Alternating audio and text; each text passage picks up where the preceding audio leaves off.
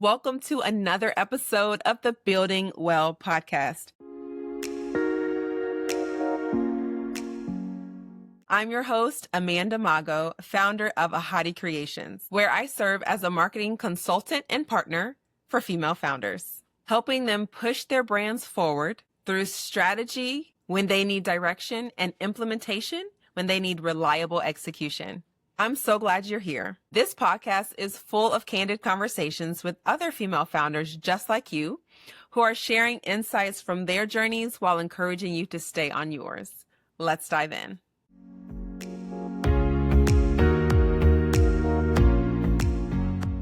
To get the conversation started, can you introduce yourself and tell us, about you, what do you do, and who you help? Yeah. So my name is Hailey Rowe, and I'm a marketing and sales coach and strategist and a LinkedIn lead gen service provider. And I work with a lot of coaches, people in the wellness field, like functional medicine practitioners. And the types of people who I work with are amazing at their craft, whether it's coaching or the service that they provide. But when it comes to marketing and becoming an entrepreneur and selling, these are things where they either didn't realize they were going to have to do that, or they realized it's harder than they thought. And so my work that I do with them is helping them sell and book clients and be able to do their craft and do it in a way that is sustainable and do it in a way that aligns with their strengths. I don't believe there's a one size fits all formula for every single client. Right. Some of my clients do local marketing, some of my clients do online marketing. So my whole mission is to help you do what you love and be able to do it by learning the marketing and sales skills required. Is the marketing strategies that you're giving them solely for LinkedIn? No, so that's a separate service. That's more Okay. if you wanted to outsource some of your lead generation. And we don't do a whole salesy approach like, many people see. They get inboxed with a sales pitch in the first message. Yeah. We more so are sending out connection requests for you to the kind of person you want to connect with. We're starting the conversation with a question. We are allowing you to then nurture it from there, but we start it and either guide it to like your freebie or, a collab or a discovery call or whatever it is you're trying to do.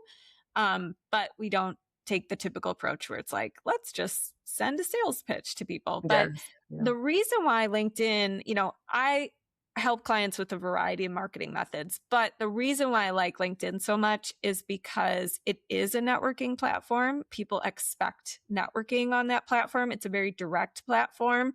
And I've seen the most results from it as far as discovery calls, clients, partnerships, and grown my following on there to over, I think, like 19,000 people at this point. So it's one of those things where I'm a big fan of let's do more of what's working. And LinkedIn Yes. is one that has worked really well.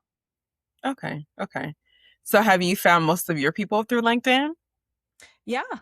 mostly. Yeah. I mean, aside from, referrals, or sometimes people find me through Google or AI search or things like that. But LinkedIn for social media platforms, Okay. that's the number one for sure. If you've been listening to this podcast for a while and have been wondering what it's like to work together, this is your invitation. Visit ahadicreations.com to explore my marketing services. And let's build something that truly supports the next season of your business.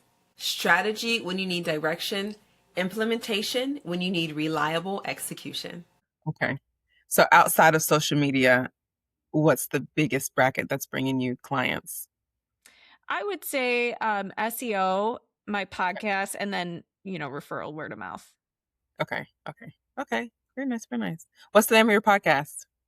It's called Health Coach Nation, and it is tips for coaches. I started it in 2017, which was when I was only working with health coaches because I used to work in business development and marketing for wellness startups.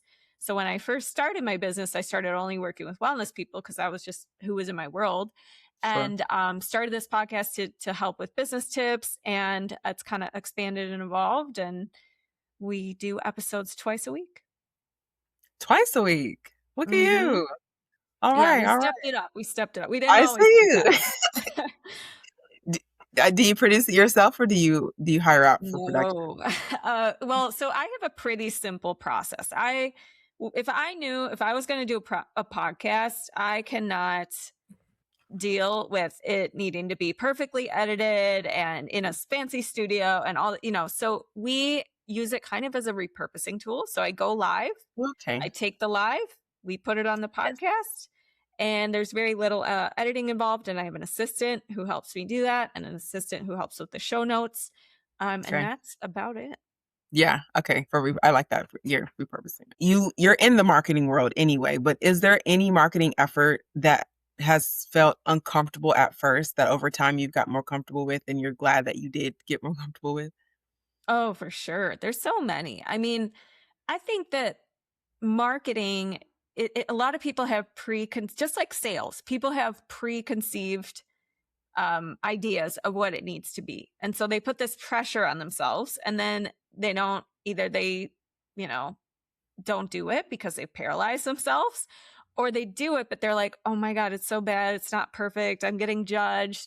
And so for me, when it comes to marketing, I think something I had to learn was asking intentional questions and being okay with being direct and facing rejection or no responses or people who don't show up live to your webinar. Like, there's certain stats that you just need to know in business so that you don't realize you're not failing.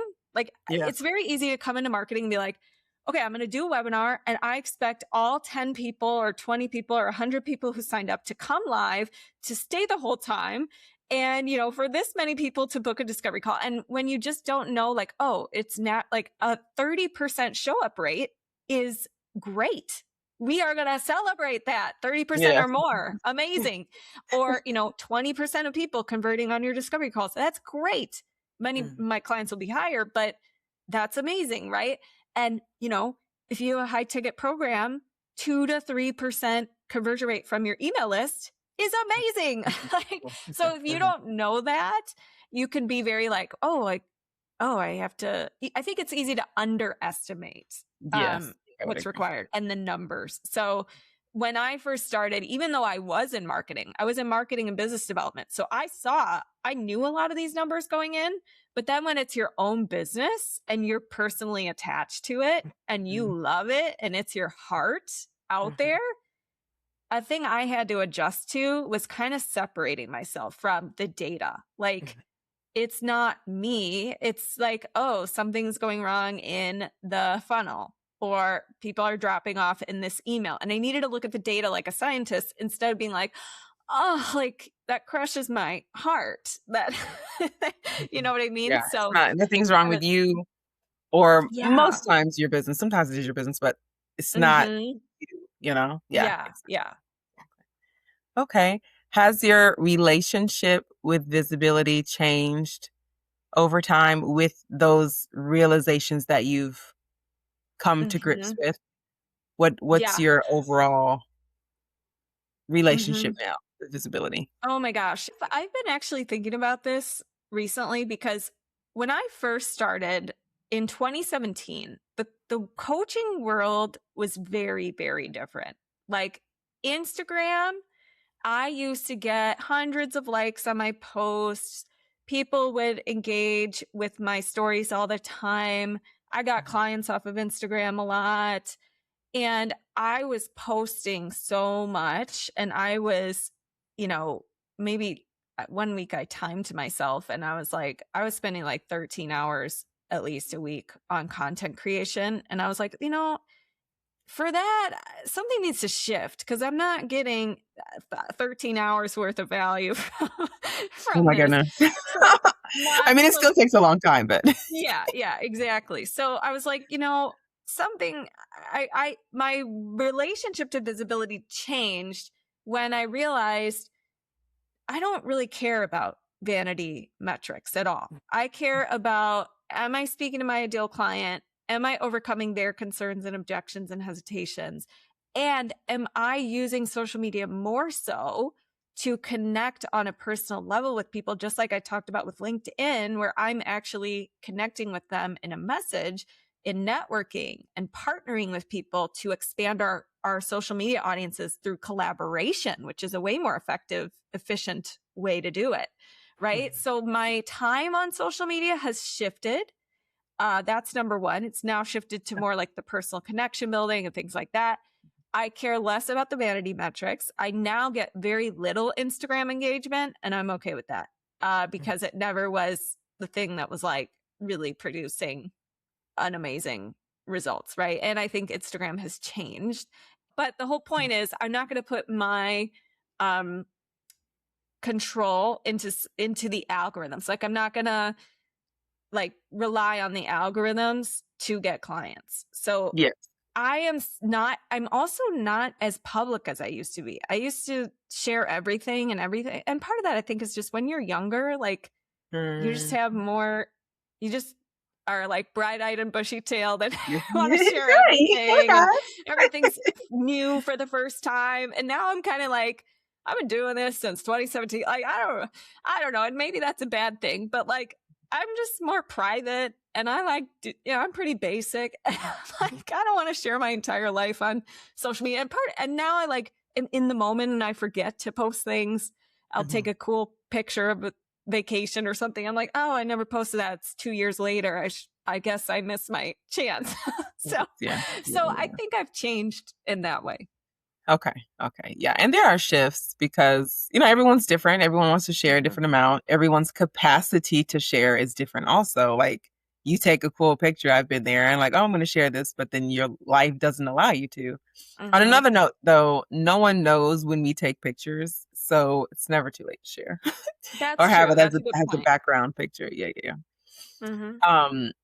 Is there something on the operation side of your business that you've changed to reduce stress, whether it's for marketing or just general day-to-day things? Totally.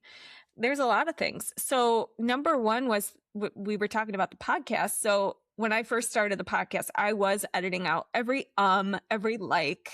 I was, really stressing over it. And now I have a system. It's like, okay, we do the podcast live, you download it, we do the show notes a certain way, we use the same structure every show notes, et cetera, et cetera. And now it's like I'm focused on the interview, and then that's about it. I may title it, I may put it in a document for my assistant to work on, but we have that down. The other thing is there's kind of like 5 areas of business, right? So there's lead generation, there's nurturing. So lead generation is connecting with new people, getting out there, getting visible. Nurturing is your content or your email funnel or the thing that kind of like nurtures people. Then there's the sales call or sales process or how you convert people. Then there's your client delivery, and then there is retention. And one of the things that I'm very big on operationally, because this is something that has helped me scale, is having a funnel. So having something where there's a free thing where people can check out my work, get a quick win, and see, oh, wow, I want more of that. Then they get nurtured in emails, and then they're on my email list. And so even if they're not ready to buy right now they're on my list. It's automated. I've captured the lead as opposed to relying on social media and hoping that social media shows them all my posts. So that's an operational change where now most of my attention is focused on sending people to my email funnel to one place. And that frees me up and allows me to focus instead of being like scattered and like, manually following up with each individual person. And it's not to say I don't still do certain things that are not operationally, that you have to repeat. But that was something that really helped me change my focus and have a focus that was very clear, as opposed to like, oh, I have 10 million different marketing things going on and very overwhelming and all the things. What are you currently juggling while building your business behind the scenes? Yeah. So I am actually planning a wedding. I'm getting married in September. Congratulations. I didn't know that. Thank you. Yes, we're very excited. And I also have been going through, I had like a dental malpractice situation. So I have been going through a lot of teeth orthodontic work as like a part-time job. I go to the orthodontist all the time. And that is now improving. So we're happy about that. But that took a lot, honestly, that like took a lot of my time away for the last year. I'm sorry to hear And that. That's that's crazy. okay. That's okay. And then I also sometimes sing in a wedding band. Fun fact. So sometimes on the weekends, I'm driving to a wedding and singing and doing all that kind of fun stuff. And then I'm very involved in my family. You know, my sister, my mom, and my mom's side lives very close, and I have a niece and nephew, and I hang out with them a lot. And so I want to have. I think this is why we all start a business. I want to have a full life. I want to be able to have a flexible schedule.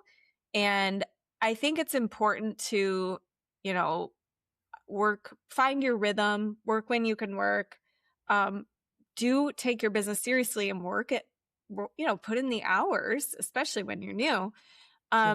But I feel like I used to not give myself permission to like schedule a random appointment in the middle of the day or like take advantage of what Mhm. what I've chosen, which is Yeah. my own business and a flexible schedule. And Mhm. now I feel like I let myself enjoy that sometimes, which you know, it was a shift I had to make because before I would be like, oh no, like you can't do that, that you're gonna like lose out on opportunity. Like, I don't know, I had this like mental chatter. Mhm. Mhm. And now I've kind of backed off on that a little bit.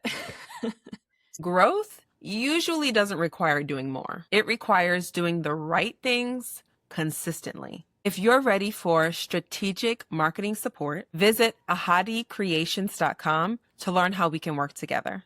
Strategy when you need direction, implementation when you need reliable execution. So, what helped you shift to realize that I need to, first of all, appreciate the life that I've built to Mhm. be able to make an appointment whenever? What helped you get to the other side of Yeah. thinking that you weren't deserving really of it? You know what it was is not placing my certainty and security on outside circumstances. So I used to be like, oh, if I have the time and the things align perfectly and like I do this program and I do these external things, then I'll be in good shape. Versus now, I just know myself. Like I create certainty with my traits, with my skills, with how I react and respond to things, with how I adapt to things. And that level of certainty and confidence and kind of like, I always figure it out mentality is what has allowed me to be like, I don't have to stress about taking an afternoon off. Like, I get the work done. I do it more efficiently than I used to. I am adaptable. Like, I always figure things out. So I think it was more like, I think it's very easy to be thrown off your, you know, emotional regulation when you have a lack of confidence in your abilities and your capacity versus when you raise your capacity and you raise like just how you like just believe it, that no matter what, even if I had to pivot my business, even if I had to do XYZ, I always will figure it out. And that gives you a new level of like confidence and um, has allowed me to kind of do things differently and be less rigid because I just know, oh, it's always figure outable. Hmm. Yes, it's always figure. Have you read that book? Yeah, everything's figure outable by Yeah. was it like Marie Forleo or something? I read it years ago, but I've always like that thought. I can figure it out. Is like the one power thought the Mhm. whole journey of my business. It's like I always come back to. Mhm. Yeah. Since you had that mindset shift, did it also change the definition of what success was to you? Oh, I think it's very easy to define success by what we're told we should define success by. Like, oh, it's a certain amount of money, or it's a certain number of followers, or it's, you know, society gives us stuff all the time that we should be measuring ourselves against. Mhm. And for me, I think success is always just growing to your next level. And as long as you're doing that, that's the whole point of life, in my opinion. It's just like constantly like a video game, getting to the next level and growing and evaluating and all that. So I do think that, you know, nowadays I see big picture, like business is cyclical. There's ups and down times. This is all normal. You don't need to freak out. And I used to think it's supposed to be linear. And if it's not, you're a failure and you're not succeeding. And now I'm like, oh, this is like part of the whole thing. It always works out. And I need to just stay the course and keep refining and evaluating and improving. And that's the game. Yes, yes, it is very much cyclical for sure. What did you have to let go of to keep moving forward, even currently, as you're building like an idea, expectation, or a version of yourself? What's something that you had to like, no, we other than what you've mentioned, that you had to let go of? Scrolling social media is a big thing. Mm, I wanted to be a scroll-free person. So I now pretty much hardly ever, I pretty much only go on social media for either checking my clients' stuff if they're like wanting me to evaluate their profile or their posts, or doing my own business stuff and then getting off. And I think that's something I had to let go of because A, it's a time suck, but B, you can compare yourself, you get out of your own lane, you know, you feel inadequate. So that was something I think I had to let go of, number one. Number two, I have launched a membership over the last, I don't know, 3-ish or 4 years. okay. And that was a whole new learning curve because I was always used to Yeah. only doing private coaching. And Okay. then I have a very hands-on private and group coaching program. So I was very used to very hands-on work with my clients. And shifting to a membership was letting go of, I'm not going to be messaging with them every day. Oh, I'm going to have them ask their questions on the calls and trust them to do that instead of me like doing it for them. You know, like it's like That is a a big shift, shift of yes. like letting go of like, oh, I need to be involved in every single day and stop, Mhm. which is a new thing for me. And the people in the membership love it. And the ones who submit their questions and show up and, you know, get what they need, like they've been a member since the beginning, which is, I'm just like, wow, like I never knew this was even possible. Congratulations. Thank you. How many do you keep? Do you have a cap for how many join the Um, membership or no, how? we don't have a cap right now. But it's it's just something I was like, you know, I think this would be a good fit for people who maybe don't need as much hands on. They want a place to come and get their questions answered and get support, but they don't need like, you know, daily support, and they want something affordable and they want something flexible, and um and they want to learn about how do I get my next clients and what are my options for marketing. And we go through different options and give them resources to do that. So it's just something where I had to let go of the model I was used to and open up to a new way of doing things. And I think we all go through that in our business when we create new offers. Mhm, mhm. So how do you stay committed when things feel uncertain or heavy? So you made those big changes with your membership, with your structure. Mm-hmm. What keeps you committed during shifts and Yeah. difficulties?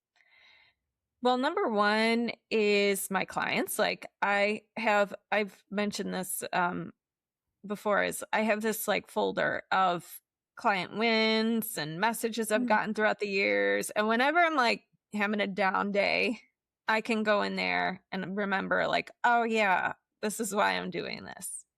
And I think the other thing, so having a big why is important. I think people who go into business just to live a laptop lifestyle and sit at the beach, I'm like, I don't know if this is going to go that well for you.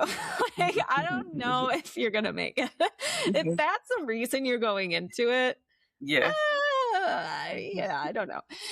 So having a why and having a support and a network. Like I'm, you know, I've always invested in different things throughout the years. I listen to podcasts to not feel so alone as an entrepreneur, because if you don't, Yes. hear other people's journey and experiences and have people to talk to, it can feel really like, oh, am I the only person like struggling through Absolutely. this? So I think that's Wh- really big too. Yeah, I strongly agree with even this past week, I was just appreciating podcasts to just be able to listen to people's conversations. Because like you Mm-hmm. said, it keeps you from being isolated. Because if you think of someone who like works in corporate, when you're walking in the halls, you're just hearing conversations. You're hearing people alive who are adults and not children or whatever, not cats and dogs. You hear people speaking. So when Mm-hmm. you're home by yourself all the time, it is isolating. We all know this. So Yeah. like for those who aren't into podcasts yet, or maybe the YouTube podcast now, whatever works for whoever, but it's so important to just listen to other people speak. Not so Mm-hmm. much that you're overshadowing your own ideas, but yes, Mm-hmm. just to show it's not just you in this online Totally. space, for Yeah. sure. If you could sit across from yourself 2 years ago, what would you say? Mm. Oh, this is a really good question. So that would have been 2024. I don't even remember what was going on that year. It all Approximately. blurs together. 2 to 3 Um, years. I would have told myself selling your membership is a whole different avatar than selling your private coaching and group program. Because I thought it was just like a downsell, but I realized it was actually a different type of person who's like, I want to take more things in my own hands and kind of, I know what I need and I'm going to come and ask my question. Like it was Mhm. just a different type of entrepreneur, I think, slightly than the people who needed the hands-on, and I'm starting from zero and, so on and so forth. So I would have told myself that. I had to find that out through just testing a lot of things. Yeah. I would have told myself to learn ads. I don't know if this was the timing. This might have been earlier. I don't know. But I hired an ads agency. So I'm very big on organic marketing. And that was how I Okay. built up my business to 6 figures and, help my clients do the same. Like that's my method. But ads, I wanted to start adding in because you hit a point where you got to start doing other things and scaling. And I hired an ads agency, and I wasn't, I tell my clients this, but for some reason I didn't take this advice. You need to learn the basics of anything you're going to outsource to a point where you can ask intelligent questions and judge whether or not they're doing a good job. And how, being involved in the process for how you improve it, compared to just, I want to be hands-free, I want to outsource this, and I don't need to know anything about this. And Yeah. I did that because didn't want to. I had bought an ads course and I saw the inside of it and I was like, oh my God, I don't feel like doing this. And so I outsourced it, but then I didn't know how to judge. How are we doing? What do these metrics mean? Why am I getting slightly maybe taken advantage of here? And then there's of course things outside of your control, like, oh, the team had a dentist appointment, so they can't do this today. Like, what? So it's like, okay. So I, had this experience where I was like, okay, I think I need to go back to my ads course, learn what I can. I took time off. I slowed down to speed up, is what we call it in Yep. business, right? Yep. And then I was able to hire again, have someone set up a campaign for me. And then while that was happening, I was learning the ads course. And now I can run my own ads and also work off of the past stuff in my ads account that they've set up and kind of work through that. And now in 2026, also ads are a lot easier than they've ever been before to set up. It's totally changed. So Yeah. part of that part of what I'm doing now is just running my own ads because now I understand it way better than I used to. So, and then I'm actually doing my course and I'm actually seeing results, and I've changed my cost per lead by like significantly. Good And for I you. updated my landing page and the conversion rate changed. Like I'm seeing now like, oh, okay. Got it.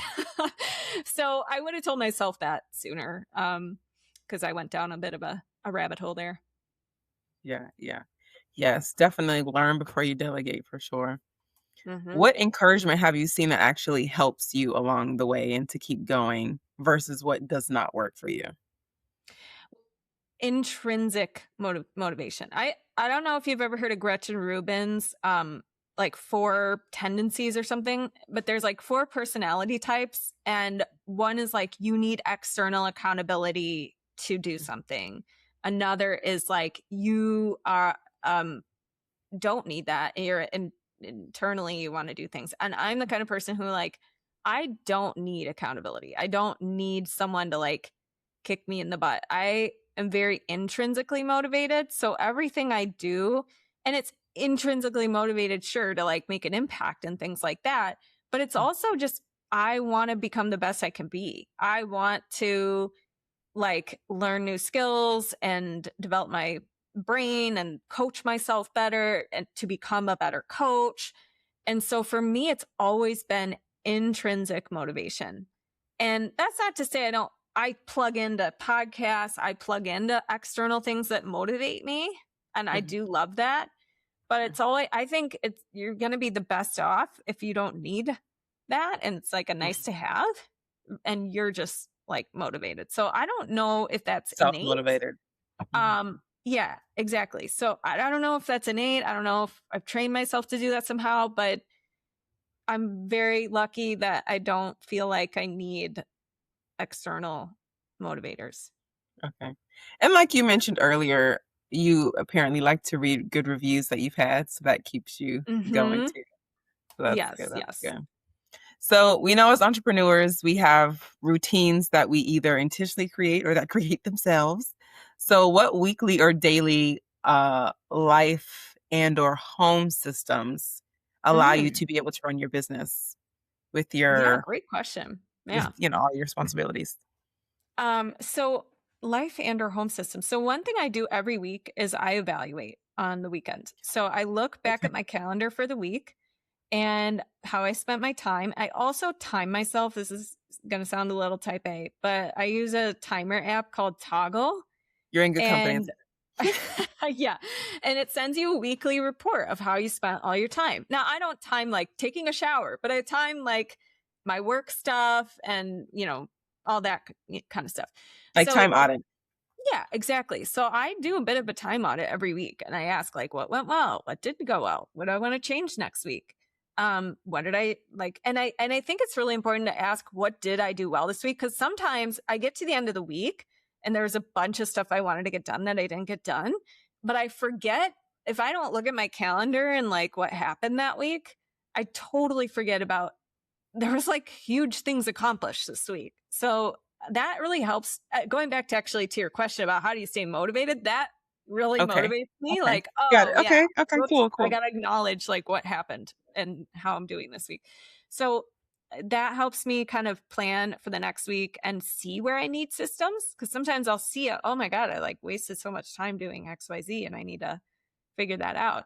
The other thing that helps me is working out, like non-negotiable. We'll plan it in my schedule, block it out on my calendar because it just helps me relieve stress. I find it really fun. So that's a big thing.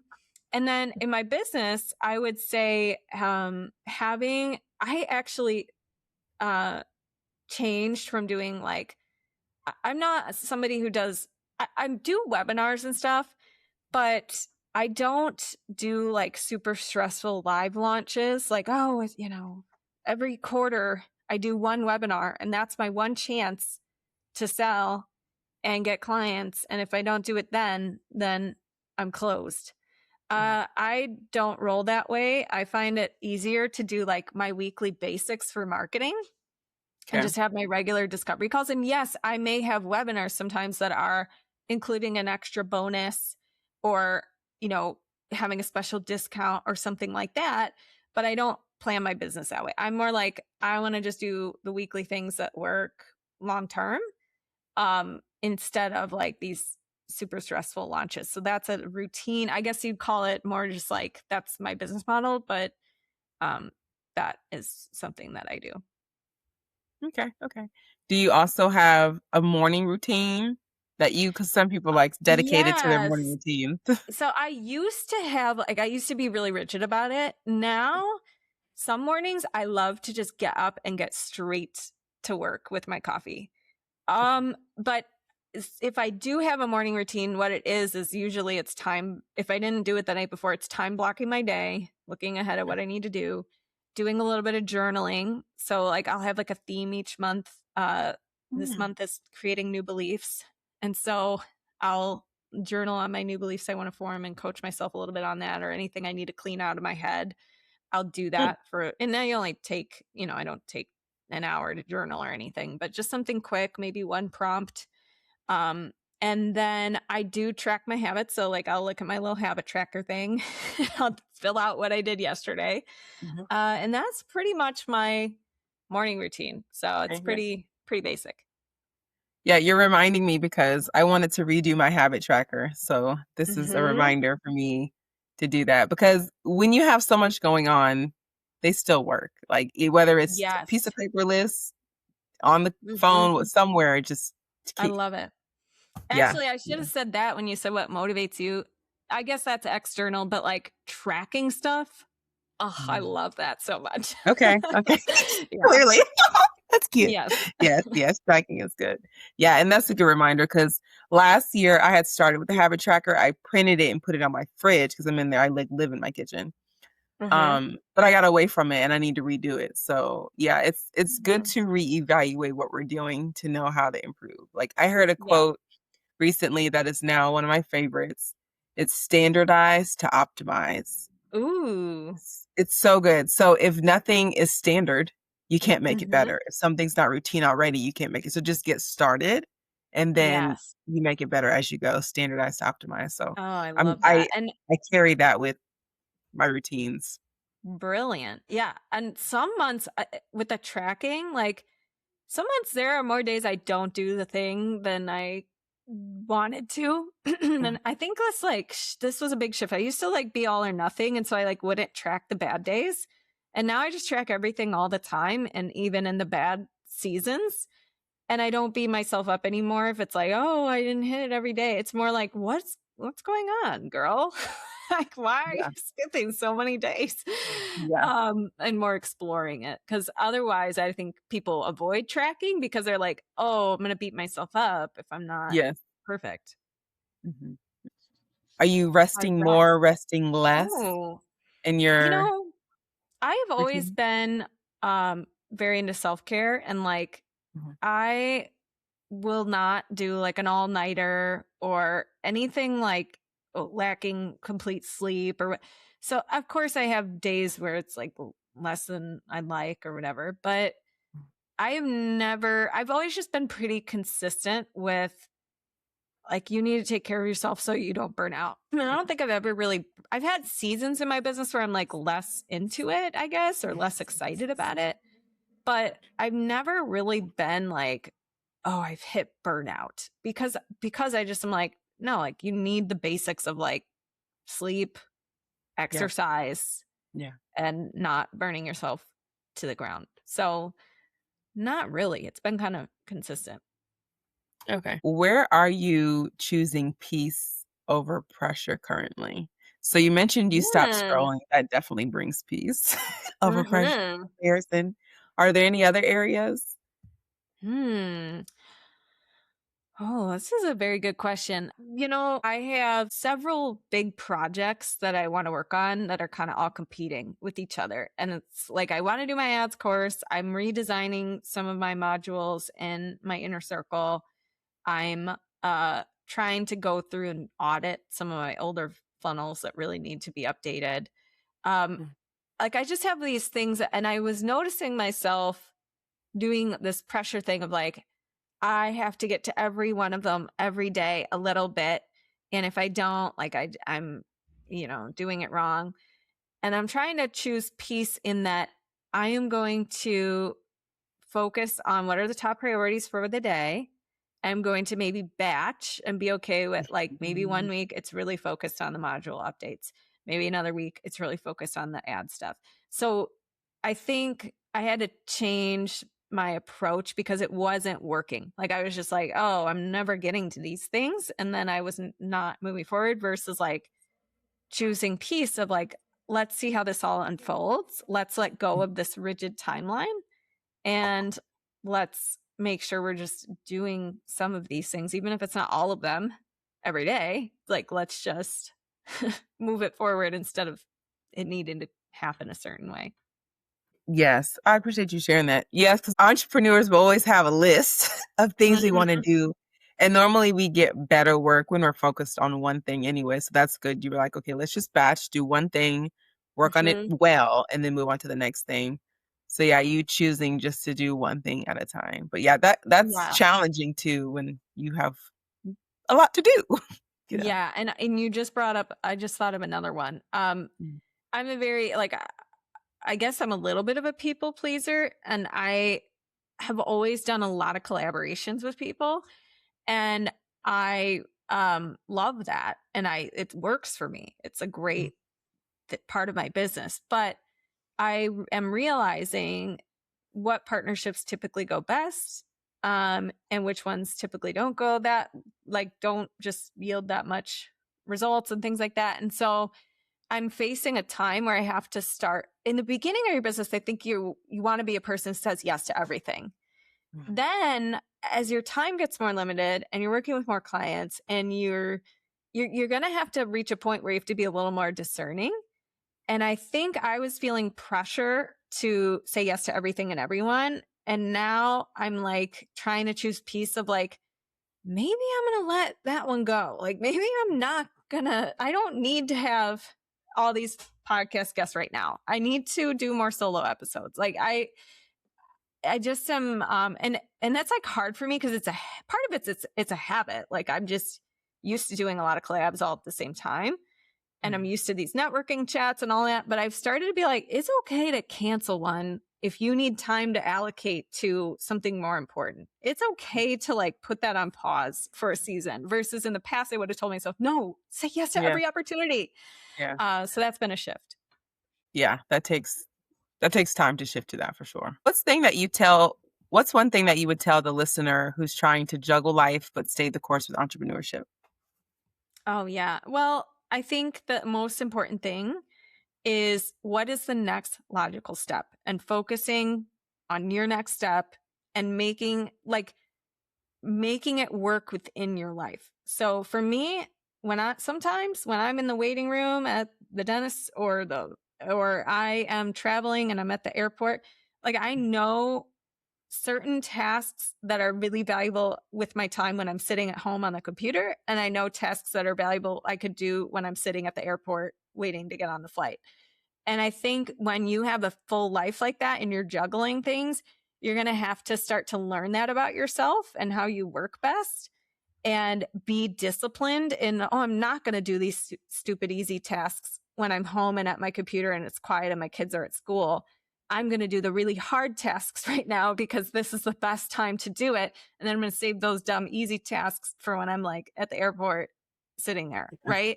So I think that's one piece of advice I give if you're juggling a lot is like, learn how you work best, plan accordingly, and be disciplined. It's very easy to be like, oh, well, I'm working from home and like there's laundry in front of me and I'm going to sneak that in right now. And then you get sidetracked. And then it's like, I was doing that yesterday. And then now I'm cleaning my entire bathroom. Like, yeah, I was say cooking chicken. You just moved on. Yeah, why did this happen? I was going to sit down and do. Yes. So having that discipline to be like, no, like this is the time. This is the time when I need to do the smartest work that I need and working with your energy and that kind of thing. Yes, I like that. That is great advice. Well, thank you so much for sharing your part of your journey with us, your insights. Please tell the listener what offer you have for them to benefit from. So we talked a little bit about funnels and how that can be a great way to take a stranger to wanting to work with you. And so I have a free From Crickets to Clients class, and it takes you through the freebie funnel formula to more sales. So it breaks down what are the components of a funnel that converts, what kind of things need to be included and marketed for your freebie to get people to want to opt into your email address. How do you grow your email list? Why do you care about having an email list? So it's available at haileyrowe.com/live event, all one word. And I hope that it's helpful. Okay, and we'll definitely have a link in the show notes. What's the best way for people to connect with you if they want to follow your journey or chat with you? What's the best way for them to connect? Yeah, well, I have the Health Coach Nation podcast, and I also am on Instagram at Hailey_Rowe. I'm on LinkedIn at Hailey Rowe, and then my website is haileyrowe.com. And really, too, if you're wanting more of a community, I have a free Facebook group called the Marketing Hub. And that is where you can meet other entrepreneurs, and I share business tips in there and that kind of thing. All right. Thank you so much, Hailey. We appreciate you. Thank you so much for tuning into today's episode. The links to connect with today's guest and any other links mentioned during this episode can be found in the show notes below, as well as by visiting ahadicreations.com/podcast. ahadicreations.com/podcast. If anything resonated with you from today's episode, please leave a 5-star review so that other female founders can find and be inspired by the stories shared within this podcast. Thank you so much for being here, and always remember, together we can build. I'll meet you right here on the next episode.